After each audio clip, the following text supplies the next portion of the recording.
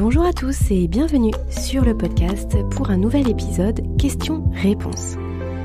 C'est Aurélie, vous êtes sur Insomnie hors de mon lit et nous parlons sur le podcast des solutions naturelles pour sortir de l'insomnie, insomnie chronique, insomnie sévère, solutions naturelles et surtout solutions qui vont vous permettre de retrouver un sommeil de qualité et une sérénité avec votre sommeil sur le long terme. Dans ces questions-réponses, je vous fais part de ce que m'évoquent vos messages dans les questions que vous me posez. Je n'ai pas l'ensemble des éléments qui vous concernent, donc ce sont forcément des informations qui vont être assez générales, assez globales, mais ça vous permet, en tout cas je l'espère, de pouvoir creuser un petit peu plus de votre côté ou d'éliminer certaines choses. Et en tout cas, c'est surtout pour moi le plus important, ça vous permet peut-être de vous poser d'autres questions, de vous poser les bonnes questions si toutefois il y avait des choses qui restaient en suspens et floues pour vous.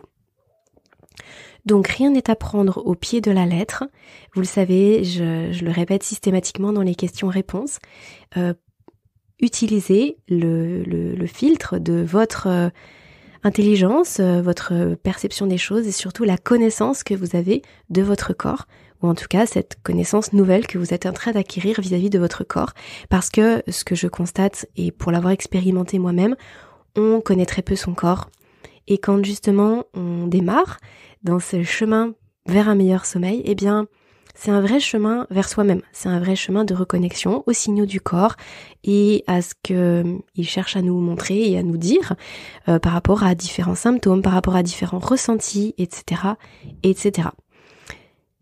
Donc écoutez-vous et puis écoutez-moi en parallèle après et surtout, voilà, c'est surtout une question de se poser des questions et surtout, il y a toujours une écoute critique par rapport à ce que je peux vous dire parce qu'encore une fois, on n'a pas échangé de vive voix ensemble, on n'a pas fait 1h30 de consultation, je vous ai pas posé toutes les questions que j'aurais souhaité vous poser.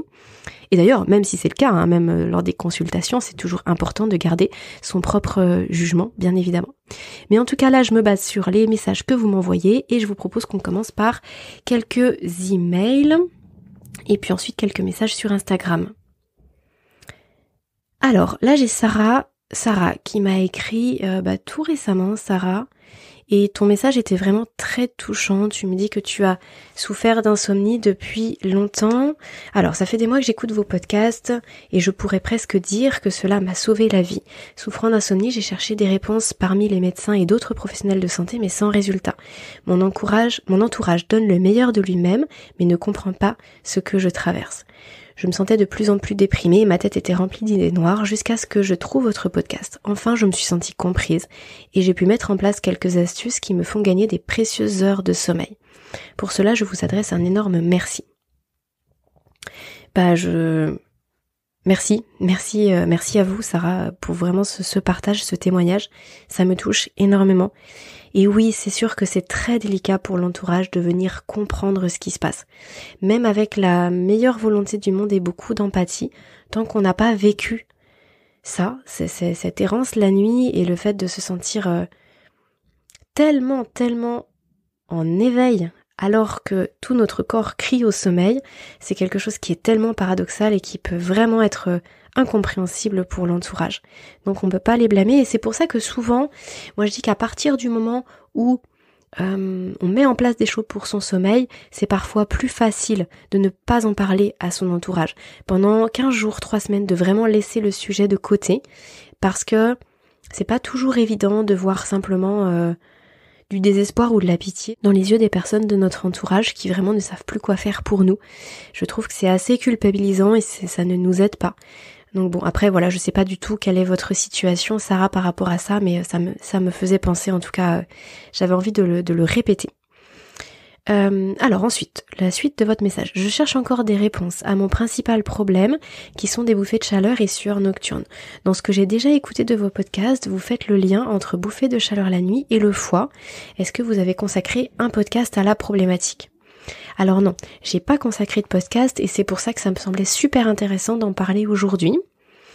Il peut y avoir plusieurs choses derrière les bouffées de chaleur et les sueurs nocturnes. Oui, il peut y avoir le foie.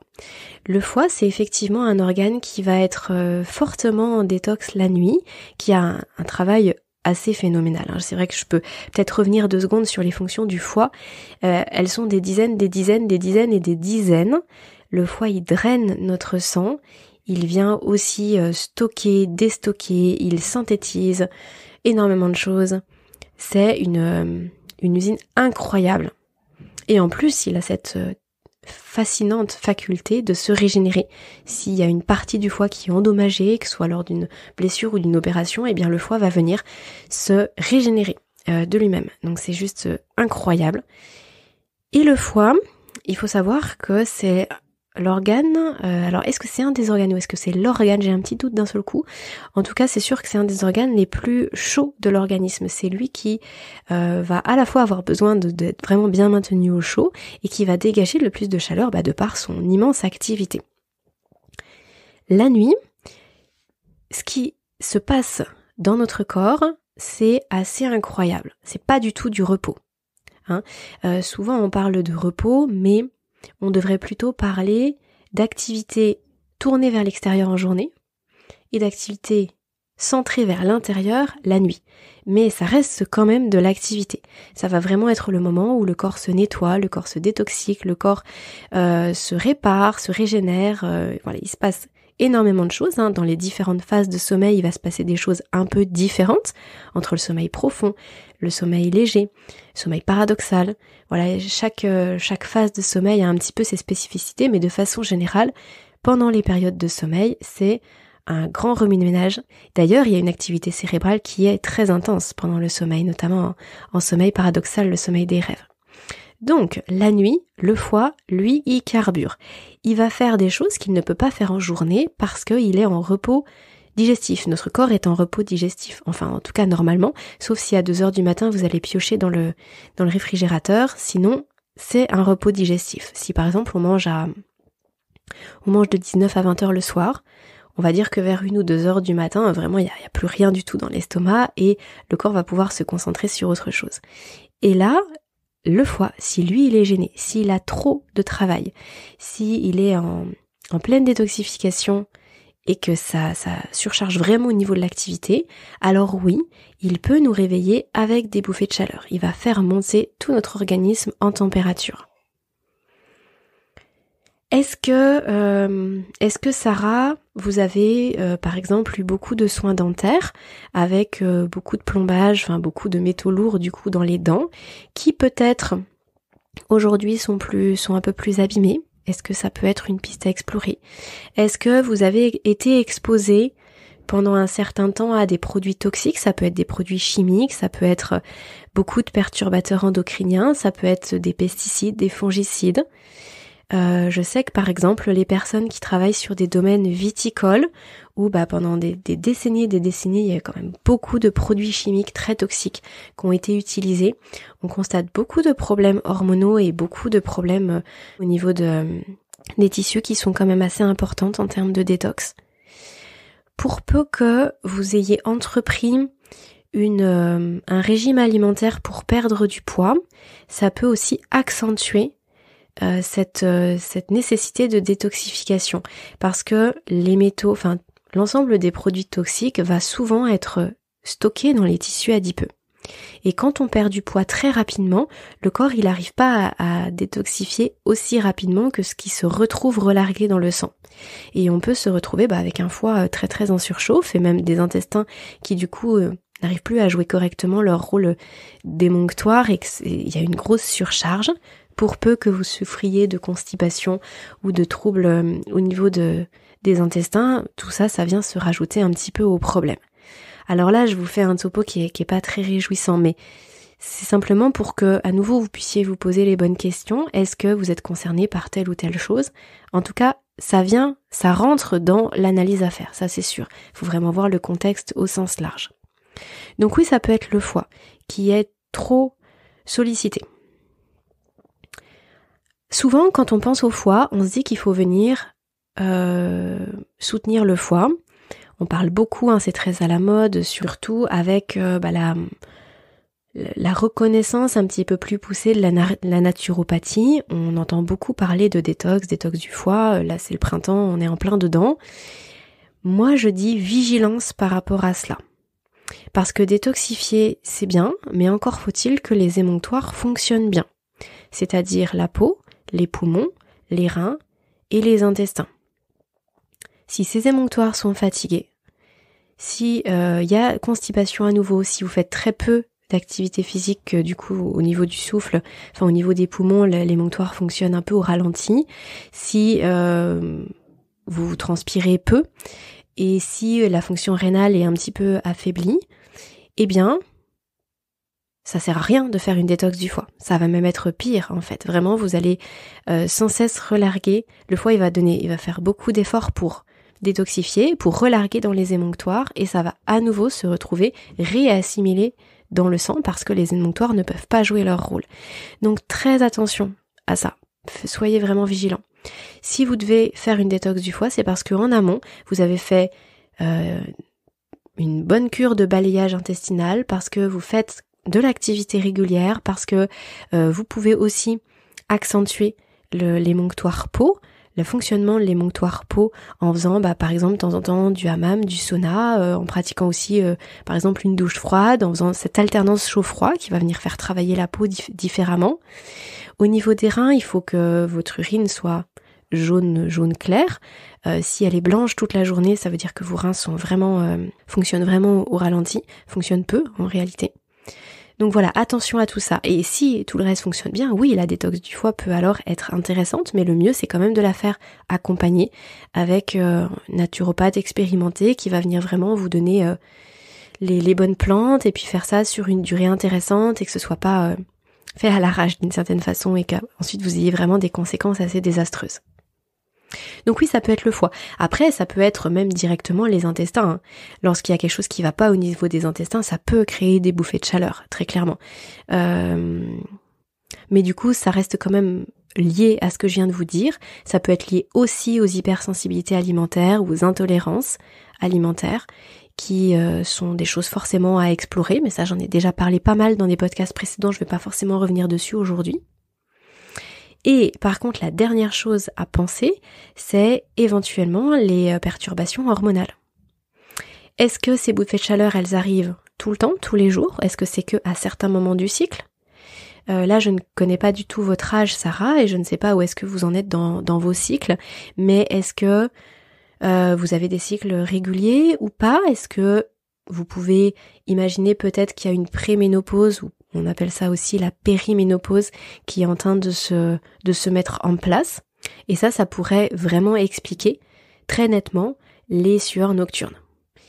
Parce que là, du coup, il y a des gros yo-yo au niveau des productions hormonales, entre oestrogène, progestérone, qui fait que c'est très difficile d'avoir des nuits complètes, et on peut se retrouver réveillé sans cesse par rapport à ça.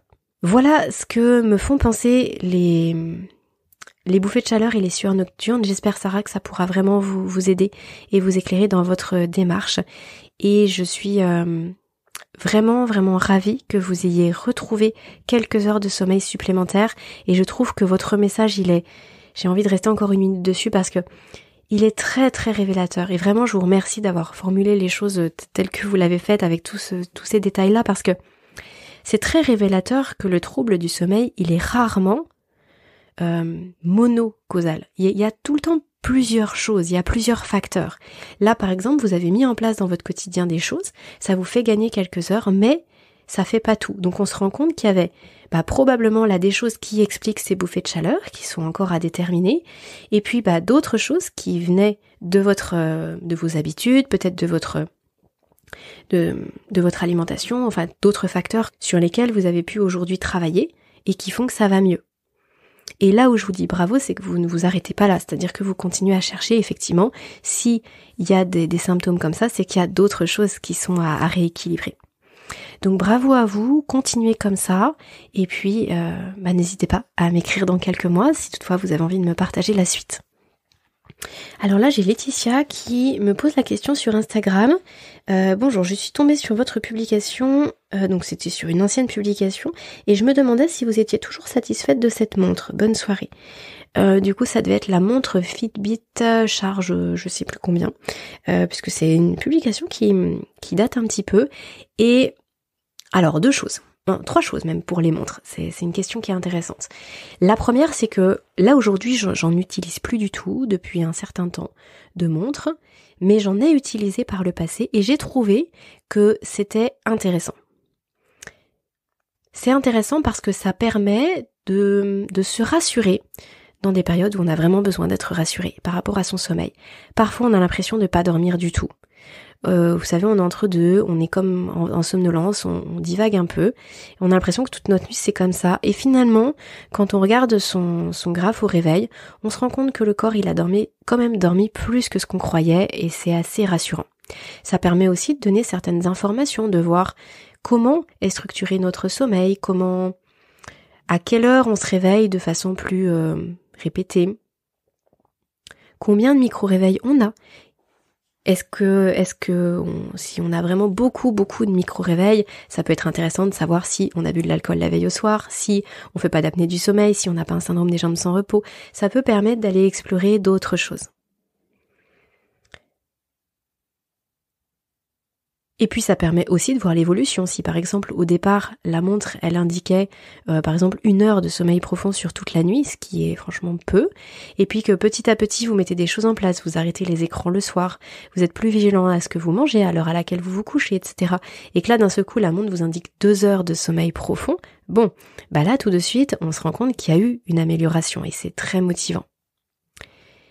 Mais par contre le bémol c'est de ne pas prendre les données de la montre pour argent comptant. C'est-à-dire que c'est pas le 2 heures de sommeil profond qui compte, c'est le fait d'être passé de 1 heure à 2 heures. D'accord ? C'est à chaque fois l'évolution. Parce que ces montres-là, ce sont pas des outils qui sont précis. Ça n'a rien à voir avec un électroencéphalogramme que vous pouvez faire en clinique du sommeil. Donc vraiment, les données qui vous sont données, justement, c'est à prendre avec des pincettes et c'est sans cesse l'évolution qu'il faut voir. À ce titre-là, ce n'est pas quelque chose qui doit être utilisé, à mon sens, tous les jours. C'est pas une fin en soi. C'est pas non plus la montre qui doit vous dire comment vous vous sentez en journée. C'est vous, quel est votre ressenti en journée. Et est-ce qu'il y a des choses à faire par rapport à ça? La montre n'est pas une fin en soi et d'autant plus que ça reste quand même un objet qui est connecté. Ça reste un objet aussi électrique, donc avec la puce qui va être sur votre poignet. Ça peut être aussi au niveau de la cheville. Mais du coup, qui vient sans cesse envoyer des ondes à votre corps tout au long de la nuit. En fait, si vous la portez 24/24, c'est d'autant plus important. Même si c'est un endroit précis et que c'est petit, je pense pas que ce soit nécessaire. Je pense pas que ce soit dramatique, mais je pense pas que ce soit dans la mesure où c'est pas nécessaire. Je pense que c'est tout simplement surcharger son organisme, en tout cas ne pas l'aider suffisamment à se reposer pour pas grand chose en fait. Et par rapport à la montre que moi j'utilisais, alors j'en ai utilisé plusieurs comme je vous le disais, mais la dernière que j'ai utilisée, et justement c'était la marque Fitbit, la charge, je crois que la Edge Charge c'était la précédente, elle était bien, et là ça devait être la charge Ioniq 2 ou 3, mais je me rappelle plus très bien, et je l'ai plus depuis longtemps. Je crois qu'ils avaient eu un souci avec ce modèle-là, je crois qu'il y avait dû avoir 1 ou 2 personnes qui s'étaient plaintes de brûlures au niveau du poignet. Bon, après, je saurais pas quoi en penser, ni quoi en dire. Je sais pas quelle était l'utilisation des gens qui ont eu des soucis. Je sais aussi que par mesure de précaution, dès qu'il y a le moindre souci et quel que soit le contexte, les montres sont retirées, puis il y a d'autres modèles qui sont faits. Est-ce que c'est arrivé que chez Fitbit ? J'en ai aucune idée. Effectivement, le mieux c'est de pas prendre des marques qui soient trop bon marché. Bon là c'était pas le cas, mais qui soient qui soient bien notées, où il y a beaucoup d'avis. Encore une fois, ça fait pas tout non plus. En fait, je saurais même pas vraiment quoi vous conseiller comme type de marque, mais si vous voulez le faire, gardez en tête que c'est vraiment pas une fin en soi et qu'on peut aussi très bien s'en passer. De toute façon, c'est pas ça qui vous aide à dormir, hein. C'est juste un état des lieux de ce qui se passe pour vous. Donc voilà pour cette question. Alors une autre question, là par contre j'ai pas le prénom de la personne, j'ai juste des lettres qui s'enchaînent, je ne saurais pas dire, c'est PNHT, je ne saurais pas dire qui c'est. Bonjour, j'ai beaucoup écouté votre podcast ces derniers jours qui m'a appris énormément de choses sur le sommeil. Toutefois, il est difficile de déterminer un horaire pour aller se coucher et pour se réveiller au regard de toutes ces informations. Est-ce qu'il est conseillé de suivre strictement le chronotype proposé par le docteur Breus dans son livre « Quand ?» en fonction de son chronotype, ou est-il plus pertinent d'écouter les signaux que peuvent donner son corps? Par exemple, les horaires de coucher et de l'heure indiqués, je comprends pas, sont parfois différents de ceux où le corps commence à nous donner des signes de somnolence. Quel horaire vaut-il mieux privilégier? Avez-vous des conseils à donner sur les manières de faire concorder l'ensemble des informations du chronotype avec son rythme personnel? Ok, très intéressant. Alors, vous vous en doutez, ma réponse, elle va être de s'écouter. C'est, à mon sens, vraiment ce qu'il y a de plus indispensable et de plus porteur. Les chronotypes que donne le docteur Breus sont super intéressants à connaître parce que ça permet de prendre conscience qu'on fonctionne tous différemment, qu'on n'a pas tous les mêmes besoins en sommeil et qu'on n'a pas tous les mêmes besoins le soir, en tout cas qu'on n'a pas tous les mêmes horaires de coucher le soir. C'est notamment très intéressant dans le cadre d'un couple ou d'une famille où parfois on se force à aller se coucher avec son conjoint alors qu'on n'est pas fatigué, ou alors on se force à lutter alors qu'on est très fatigué, et c'est important de pouvoir mettre des mots là-dessus et de se dire non, on n'a pas le même biorhythme, le même chronotype, donc on va respecter son propre chronotype pour pouvoir avoir un sommeil qui soit le plus récupérateur possible et justement ne pas créer de troubles du sommeil à l'endormissement, ou alors d'être en hyper-vigilance et ensuite de plus pouvoir dormir la nuit. Maintenant, ce sont juste des indications. Ne serait-ce que, faut réfléchir simplement à ça. Là, au moment où j'enregistre ce podcast, on est en heure d'hiver. On va passer très bientôt en heure d'été. Du coup, c'est quoi l'horaire? Est-ce qu'on prend l'heure d'été? Est-ce qu'on prend l'heure d'hiver? Puis il y a des pays où ça change pas, d'heure d'été ou d'heure d'hiver. Je crois même, ce serait à vérifier, mais je me demande même si parfois il n'y a pas une demi-heure de décalage. Enfin bon. Toujours est-il, c'est que c'est toujours votre corps qui est votre boussole. Toujours, toujours, toujours. Et c'est pour ça que le plus important, c'est de se dire, ok, moi je suis plutôt lion, j'ai plutôt un chronotype matinal, je dois me coucher tôt, me lever tôt pour être le mieux possible, c'est comme ça que mon corps fonctionne. Eh bien, je vais aller venir chercher quel est mon horaire préférentiel. Est-ce que ça va être 21h30, 21h45, 22h, 22h15? Bon, après 22h30, on passe plutôt en mode ours, mais peu importe. Et puis parfois, ça peut jouer vraiment à 10-15 minutes près. J'ai discuté là avec un coach d'athlète professionnel, on discutait du sommeil tous les deux, et il me disait, moi quand j'ai pris connaissance de ça, j'ai pu affiner mon heure de coucher, et au quart d'heure près, ça m'a changé la vie, et je me réveille aujourd'hui toujours avant le réveil. Donc c'est ça qui est intéressant, c'est ça qui est subtil. Et puis il faut garder en tête que ça peut aussi évoluer au fur et à mesure des années qui passent, en fonction de quel âge vous avez là aujourd'hui, mais ça peut évoluer à beaucoup plus court terme, en fonction de la journée que vous avez passée. Si vous avez eu une journée très intense, vous avez passé la journée dehors, tiens par exemple la journée à la piscine, à nager toute la journée, à jouer au bord de la plage ou je ne sais trop quoi, forcément que votre heure du coucher, elle sera un petit peu différente que si vous avez passé la journée devant la télé à ne strictement rien faire et à regarder la pluie tomber dehors.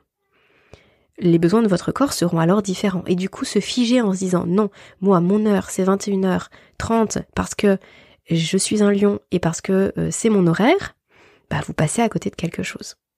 Soit vous allez vous coucher trop tôt, vous allez tourner dans le lit et possiblement tellement vous agacer et vous énerver que vous allez passer à côté du vrai moment d'endormissement et vous allez devoir rattraper le cycle suivant, donc le wagon du train suivant. Donc ça peut être un peu long, 1h30. Et puis parfois vous allez lutter en vous disant non, je vais quand même pas aller me coucher maintenant, alors que tout votre corps crie à la fatigue et que vous ne l'écoutez pas parce que vous vous êtes dit que votre horaire c'était 22h. Donc voilà, tout ce que je vous ai partagé par rapport au livre Quand du docteur Breus, je considère vraiment que c'est très intéressant et encore maintenant, mais pour moi ce sont des indications, ce sont des choses à prendre en compte dans notre équation du sommeil et ensuite à ajuster en fonction de chacun. Ensuite, je vais prendre une une question qui est pas vraiment une question, c'est plus une remarque du coup, enfin un constat que me partage Caroline. Donc là c'est dans les questionnaires, dans les petits sondages que je vous propose de remplir quand vous vous inscrivez à la newsletter. Ça vous permet de me poser des questions ou d'évoquer des choses sur lesquelles vous avez envie que je revienne. Donc je vais en prendre quelques-uns ici aussi. Alors là du coup, Caroline, vous me mettez esprit agité avant le sommeil, envie de passer à l'action avant le sommeil, penser à tout ce que j'ai fait ou pas fait, que je dois faire. Donc finalement une hyperactivité le soir au coucher qui provoque des troubles à l'endormissement. C'est quelque chose que je remarque assez fréquemment. Surtout quand on est fatigué en journée, parfois on va procrastiner pas mal de choses. On va se sentir un peu affaibli, pas de force, pas de motivation, pas envie de faire ci, pas envie de faire ça. Et puis quand le soir arrive, il y a comme un regain d'énergie presque lié à la culpabilité de pas avoir fait assez. Et là on va se dire, j'ai l'impression d'avoir gâché ma journée. Alors on se trouve une espèce d'énergie nouvelle et puis on veut faire absolument plein de choses. Il y a aussi un autre cas de figure possible qui est une courbe de cortisol complètement inversée. Quand les glandes surrénales commencent à être vraiment KO, elles peuvent dysfonctionner et produire du cortisol à des moments qui sont vraiment très très peu opportuns, et notamment le soir et la nuit, plutôt que d'en produire le matin et en journée. Donc la courbe de cortisol peut être tout à fait décalée par rapport à ce qu'on attend d'elle de façon générale, c'est-à-dire très haute le matin, qui baisse un peu l'après-midi et qui est très basse le soir et pour la nuit. Ça veut dire que en journée, c'est presque impossible, même si vous en avez envie, c'est presque impossible de faire quoi que ce soit tellement vous vous sentez fatigué et à plat. Et puis le soir, c'est pas qu'une question de je culpabilise ou j'aurais dû faire des choses, c'est que réellement votre corps, il se met en éveil. On peut faire des tests pour voir cette courbe de cortisol. Test sanguin, salivaire ou urinaire. D'après les connaissances que j'ai, il vaut mieux faire un test urinaire sur 24 heures, donc faire une récolte sur 24 heures, donc c'est-à-dire le matin, puis dans la journée, puis le soir, puis le lendemain matin. Je crois que ça se fait sur 4 prises, donc 4 mictions différentes à différents moments de la journée, qui permet justement d'établir quelle est votre courbe de cortisol. Donc ça peut déjà vous donner une idée. Et si effectivement c'est complètement renversé, ça veut dire que là il y a un gros travail à faire sur vos glandes surrénales, mais sur l'ensemble de votre système hormonal dans tous les cas, et un repos très net imposé avant de basculer complètement en burn-out, ça c'est sûr. Après, si c'est plus une question de procrastination et de comment organiser sa journée, c'est un petit peu plus facile à reprendre en main. Ça va être le fait de travailler sur des checklists, des to-do lists, où vous allez pouvoir vous dire, ça c'est mon objectif de la journée, que vous pouvez établir la veille au soir justement, et à partir du moment où c'est fait, vous êtes satisfait de votre journée. Et donc chaque soir, vous allez venir faire, quand je dis chaque soir, c'est pas forcément au moment du coucher, ça peut être dans la soirée, vous allez venir faire le bilan de ce que vous avez fait et de ce que vous aimeriez faire pour le lendemain. Donc l'idée c'est pas de rédiger des pages, c'est simplement de mettre avec des bullet points des mots-clés, et puis à partir du moment où ça c'est écrit, vous passez à autre chose, c'est fait. C'est plus le moment en fin de soirée de venir vous imposer des nouvelles choses, parce qu'effectivement vous mettez votre corps dans une hyperactivité qui va vite se transformer en hypervigilance et qui va rendre impossible l'endormissement, en tout cas le rendre beaucoup plus difficile. Et le fait de noter aussi, ça répond à quelque chose que vous évoquez, au fait de penser à tout ce qu'on doit faire. Le fait vraiment de mettre sur papier ce qui nous tourne dans la tête, ça évite que ça tourne trop longtemps. Je rappelle que notre cerveau, il est vraiment fait pour penser. Il œuvre vraiment pour nous, parfois on dit notre cerveau nous joue des tours, mais en réalité notre cerveau il fait absolument le mieux pour notre survie, pour notre vie, pour notre corps. Et à partir du moment où vous avez peur d'oublier quelque chose, lui il va y penser sans cesse, il va ressasser sans cesse. Quand c'est posé sur papier et que vous vous dites ok maintenant c'est plus le moment, parce que c'est le moment du sommeil, c'est pas un choix en fait, c'est réellement le moment du repos, où la fin de soirée ça va être réellement le moment d'autre chose, le rituel du coucher puis le sommeil, et ça je le verrai demain, tout est posé, j'ai pas peur d'oublier quoi que ce soit, eh bien là, votre cerveau, vous allez voir qu'il va se mettre en mode repos beaucoup plus facilement. Lui, il est en mode mémoire et en mode solution. Si vous avez une problématique dans votre vie, il va toujours tourner le truc dans tous les sens jusqu'à vous trouver une solution. Mais parfois, il y a des choses qui n'ont pas de solution, et notamment les choses du passé qui sont passées. Donc ça vaut le coup de faire un travail vraiment de prise de recul par rapport à ça et de ne pas chercher des solutions qui n'ont plus lieu d'être. Et ça peut passer par l'écriture. Ça peut passer aussi par des séances de psy où on vient verbaliser certaines choses. Parfois il n'y a pas besoin de soi, parfois si. Et puis parfois ça va être des solutions pour l'avenir. Et là c'est tout aussi intéressant de venir noter toutes les solutions possibles qui s'offrent à vous. Et par contre la prise de décision elle pourra se faire plus tard. En tout cas, voilà ce que moi je ferais par rapport à ce que vous me dites. Et puis bien sûr que dans l'agitation vis-à-vis du sommeil au moment du coucher, il faut aussi aller regarder sur quand est-ce que vous avez pris votre dernier café si vous en prenez, ou votre dernier thé, ou votre dernière boisson énergisante si vous en prenez. Est-ce que votre repas du soir il est plutôt glucidique, plutôt avec des protéines et des lipides? Ça va vraiment aussi changer la donne. Est-ce que vous êtes sur les écrans jusque tard le soir? Ça c'est pareil, c'est une grande agitation du cerveau lorsque on est sur les jeux vidéo, sur les réseaux sociaux, même sur l'ordinateur pour travailler. Tout ça, ce sont des éléments à prendre en compte. Donc là, j'en sais pas assez bien sûr, mais en tout cas, voilà ce que vous pouvez un petit peu explorer pour que ça se passe mieux pour vous. Ensuite, là, j'ai Dani. Dani, vous me mettez, donc vous avez 63 ans, vous me mettez, je ne sais plus quoi faire, je me sens perdue. C'est pas vraiment une question, ni une remarque, c'est plus un appel à l'aide et je le comprends tout à fait. Encore une fois, là vous le savez sur le podcast, moi je vous partage tout ça de façon gratuite, ça fait 3 ans que le podcast il existe et c'est quelque chose qui me tient à cœur de poursuivre, de continuer. Je suis heureuse de vous partager tout ça, mais c'est sûr que pour aller plus loin, n'hésitez pas non plus à me solliciter en consultation directement, parce que je comprends tout à fait, je sais plus quoi faire, je me sens perdue vraiment, mais je le comprends 1000 fois. Il y a tellement de choses. Et puis on est tellement épuisé, on ne sait pas par quel bout prendre le problème. Et c'est là de pouvoir venir avoir un regard extérieur. Et puis voilà, vous pouvez commencer par ça. Faire ça. Déjà faire un bilan de ce qui est, des habitudes qui sont aujourd'hui les vôtres.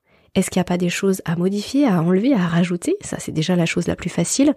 Et puis ensuite, où est-ce que vous en êtes d'un point de vue santé un peu plus global? Et s'il n'y a pas des choses à aller voir, s'il n'y a pas des médecins ou d'autres thérapeutes à aller consulter. Mais ça c'est vraiment une sorte de grand diagnostic, même si on n'est pas dans un domaine médical, donc ce mot-là je peux pas vraiment trop l'utiliser, mais je sais pas quoi utiliser d'autre, c'est-à-dire de faire un vrai bilan, un état des lieux, et puis de pouvoir dire ça, ce sont pour moi vos premières étapes. Et puis surtout ce que je voulais dire, c'est que là, vous m'indiquez du coup que vous avez 63 ans. 63 ans, c'est un âge où c'est pas évident le sommeil. De façon générale, pour la plupart des personnes, c'est pas si évident. Parce que plus on avance dans l'âge et les décennies passant, et encore 63 ans, ça, je dis pas que c'est vieux, mais au regard du sommeil, eh bien il y a déjà pas mal de choses qui ont évolué. Sachant que là, moi j'ai 36 ans et il y a déjà plein de choses qui dans la trentaine ont évolué. À partir de la fin de la vingtaine et du début de la trentaine, il y a déjà une chute significative du taux de mélatonine qu'on produit. C'est encore plus marqué lorsqu'on est dans la quarantaine. Et après, c'est pour ça que je dis les décennies passant, le sommeil, il est moins facile. Donc pour peu qu'il y ait des petits éléments qui viennent se greffer, et ça peut devenir très compliqué, alors même que les mêmes éléments ne se seraient pas traduits par ce trouble du sommeil peut-être 20 ans ou 30 ans avant. Parce que le sommeil est plus fragile. Et c'est pour ça que souvent, à ces périodes-là, on va vraiment se pencher sur est-ce qu'il y a une sieste, et s'il n'y en a pas, comment on peut venir rajouter ce temps de repos à la mi-journée qui existe chez bien des adultes aussi, je suis bien placée pour le savoir, alors pas moi personnellement, mais mon conjoint ne peut ne peut difficilement se passer de sieste alors que pour autant il a un sommeil excellent, mais ça fait vraiment partie de son fonctionnement, de sa constitution. Et donc parfois quand on travaille, qu'on n'a pas la possibilité de faire des siestes à la mi-journée selon le travail qu'on occupe, eh bien on vient frustrer son corps pendant des années, et à un moment donné, il peut plus faire vraiment sans. Donc ça peut être intéressant de venir remettre cette sieste qu'on a pu connaître lorsqu'on était beaucoup plus jeune pour le coup. Et puis après, il y a aussi bien sûr tout l'impact de la ménopause sur le sommeil, avec les fluctuations hormonales, avec le manque de progestérone qu'on peut avoir pendant la ménopause, à partir de la ménopause, et qui fait qu'on va être peut-être plus sujet à l'anxiété, peut-être plus sujet aussi aux bouffées de chaleur, si toutefois la ménopause peut être encore accompagnée de bouffées de chaleur, c'est pas que en périménopause. En réalité, il peut y avoir vraiment plusieurs choses, et puis il y a l'ensemble de l'organisme qui, à un moment donné, peut se retrouver plus en difficulté lorsqu'on a 60 ans que lorsqu'on en a 20, parce que tout simplement on a plus de casseroles. Ça c'est sûr, on en a déjà plus à 30, à 40, à 50, et puis le corps il a parfois moins de facilité à faire les choses. Mais effectivement, pour ça et pour venir isoler ce qui peut poser le plus de problèmes, il faut pas hésiter à ne pas rester tout seul, parce qu'effectivement, à un moment donné ça peut être très très délicat, et ça j'en ai vraiment conscience. Alors là, je vais prendre le partage de Marine, 35 ans. Alors, anxiété liée aux troubles du sommeil en eux-mêmes, cercle vicieux de l'insomnie chronique en train de s'installer avec réelle angoisse de rester comme ça toute ma vie. Plusieurs nuits blanches par mois et difficultés à l'endormissement qui n'existaient pas du tout avant. Le moindre réveil nocturne est fatal. Alors bien sûr, ce serait intéressant de savoir que représente le avant. Avant quoi? Est-ce que c'est lié à un événement en particulier? Parce que c'est vrai que ça pourrait expliquer certaines choses. Mais en tout cas, là, ce sur quoi je peux rebondir, c'est le fait que l'angoisse vis-à-vis du sommeil, elle vient souvent du fait qu'on ne comprend pas son sommeil. On perd non pas sa capacité à dormir, mais en fait on perd confiance en sa capacité à dormir, parce qu'on a l'impression que le sommeil c'est quelque chose d'aléatoire, et que c'est un coup on a de la chance, un coup on n'a pas de chance. Quand on prend vraiment conscience, mais ça peut prendre du temps pour vraiment que ça intégrer tout ça profondément, quand on prend conscience que le sommeil, la fonction sommeil, elle est innée, que le corps il sait dormir, et qu'à partir du moment où il ne dort pas, c'est parce que quelque chose est venu entraver ça, eh bien ça nous permet de ne pas ruminer sur j'ai dormi ou j'ai pas dormi, mais de se concentrer sur le pourquoi. Qu'est-ce qui fait aujourd'hui que mon corps il a du mal à dormir? Qu'est-ce qui a pu provoquer cette insomnie? Et même si on comprend pas tout à fait le pourquoi, on sait qu'il y a quelque chose. C'est pas le hasard, c'est pas le lot du hasard.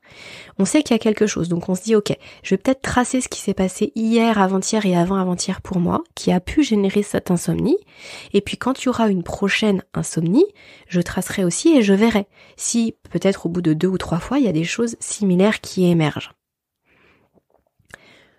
Ça permet de prendre du recul et de se dire que c'est pas parce qu'il y a eu une nuit d'insomnie qu'il y en aura une autre et puis une autre et puis une autre dans la foulée. Donc là déjà on lâche prise, on se lâche un peu la grappe. Et puis aussi, s'il y a eu une nuit d'insomnie, il faut vraiment se dire que le corps il est en grand stress. Rappelez-vous que le sommeil c'est une ressource. Quand il n'y a pas de sommeil, le corps il se sent vulnérable, il se sent affaibli. Il va se mettre en hypervigilance, on va produire beaucoup plus de cortisol, on va produire beaucoup plus aussi d'autres hormones, comme l'adrénaline, la noradrénaline. On va être beaucoup plus sur le qui-vive. Donc quand le lendemain arrive, c'est encore plus dur pour le corps de lâcher prise, pour peu qu'on soit dans une certaine situation de contrôle, avec beaucoup de volontarisme, quand on fait beaucoup les choses au mental, qu'on a l'impression qu'on doit tout contrôler, eh bien là on a l'impression qu'on n'a pas pu contrôler la nuit passée, et du coup on veut à tout prix contrôler la nuit qui arrive, et on maintient cette hypervigilance. Cette hypervigilance, elle va être rompue, elle va être atténuée à partir du moment où on va prendre vraiment des temps pour soi.